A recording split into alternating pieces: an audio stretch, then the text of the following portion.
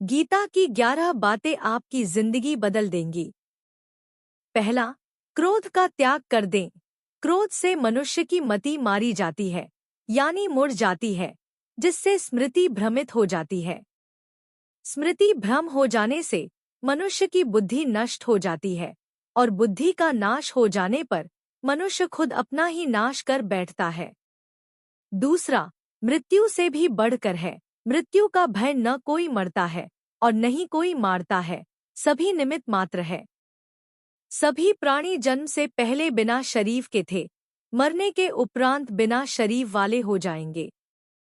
यह तो बीच में ही शरीर वाले देखे जाते हैं, फिर इनका शोक क्यों करते हो? कोई भी अमरजड़ी खाकर पैदा नहीं हुआ है। कोई जल्दी मरेगा तो कोई देर से। मृत्यु का भय मत पालो। मरना तो सभी को एक न एक दिन है। जिसने जन्म लिया है उसकी मृत्यु तय है। तीसरा, आत्मा अजर अमर है। आत्मा को न शस्त्र काट सकते हैं, न आग उसे जला सकती है, न पानी उसे भिगो सकता है, न हवा उसे सुखा सकती है। जो लोग यह मानते हैं कि मरता सिर्फ शरीर है, आत्मा नहीं। मेरे अपने जो मर गए, असल में वे मरे नहीं हैं, उन्होंने तो देह छोड़ी है। वे कहीं और जन्म लेंगे। ऐसे लोग ही सच्चा मार्ग ढूंढ लेते हैं। कोई हमारा अपना नहीं है। गीता में श्री कृष्ण अर्जुन से कहते हैं कि हे अर्जुन, तेरे और मेरे कितने ही जन्म हो चुके हैं। आज जिसे तू अपना समझ रहा है, वे पूर्व जन्म में तेरे नहीं थे। मेरे और तेरे बहुत से जन्म हो चुके हैं। मैं उन सभी जन्मों के बारे में जानता हूँ, लेकिन तू नहीं जानता। पांचवा, कर्मवान बनो, आस्थावान नहीं। कर्म पर ही तुम्हारा अधिकार है, लेकिन कर्म के ही तुम्हारा अधिकार है, लेकिन कर्म के फ्लो में कभी नहीं। इसलिए कर्म को फल के लिए मत करो और नहीं काम करने में तुम्हारी आसक्ति हो। मन अपने वश में है, जो जितेंद्रिय एवं विशुद्ध अंतःकरण वाला है, और संपूर्ण प्राणियों का आत्मरूप परमात्मा ही जिसका आत्मा है। ऐसा कर्मयोगी कर्म करता हुआ भी लिप्त नहीं होता। कर्म कुशलता को ही योग कहते हैं। छठा, नरक का द्वार। काम, क्रोध तथा लोभ, 3 प्रकार के नरक के द्वार सर्व अनर्थों के मूल और नरक की प्राप्ति में हेतु होने से यहाँ काम, क्रोध और लोभ को नरक का द्वार कहते हैं। आत्मा का नाश करने वाले, अर्थात उसको अधोगति में ले जाने वाले हैं। अतएव इन तीनों को त्याग देना चाहिए। सातवां, व्यर्थ की चिंता छोड़ वर्तमान में जियो। क्यों व्यर्थ की चिंता करते हो? किससे व्यर्थ डरते हो? कौन तुम्हें मार सका है? आत्मा न पैदा होती है, न मरती है। जो हुआ वहाँ अच्छा हुआ, जो हो रहा है वहाँ अच्छा हो रहा है, जो होगा वहाँ भी अच्छा ही होगा।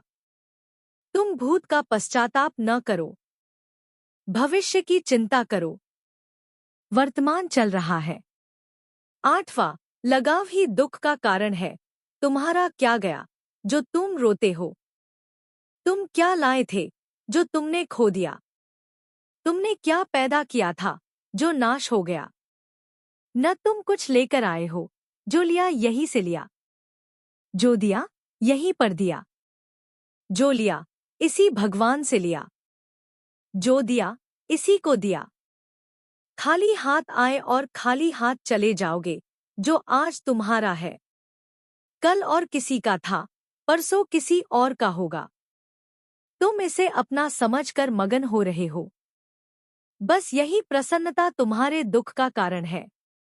9वां, परिवर्तन को समझो और उसके साथ रहो। परिवर्तन संसार का नियम है। जिसे तुम मृत्यु समझते हो, वही तो जीवन है।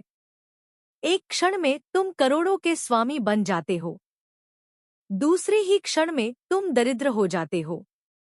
मेरा, तेरा, छोटा, बड़ा, अपना, पराया, मन से मिटा दो, फिर सब तुम्हारा है, तुम सबके हो।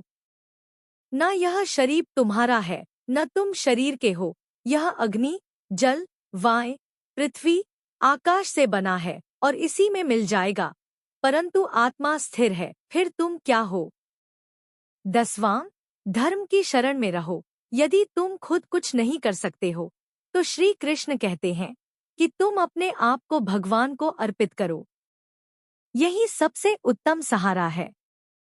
जो इसके सहारे को जानता है, वह भय, चिंता व शोक से सर्वदा मुक्त है। जो कुछ भी तू करता है, उसे भगवान को अर्पण करता चल। ऐसा करने से सदा जीवन मुक्त का आनंद अनुभव करेगा। सारे धर्मों का त्याग कर मेरी शरण में हो जाओ। सर्वधर्मान परित्यज्य मामेकम शरणं व्रज। 11वां, विश्वास। मनुष्य अपने विश्वास से निर्मित होता है। जैसा वह विश्वास करता है, वैसा वह बन जाता है। सदैव संदेह करने वाले व्यक्ति के लिए प्रसन्नता न इस लोक में है और न ही परलोक में। जो कोई भी व्यक्ति जिस किसी भी देवता की पूजा विश्वास के साथ करने की इच्छा रखता है, मैं उस व्यक्ति का विश्वास उसी देवता में दृढ़ कर देता हूँ। जय श्री कृष्ण।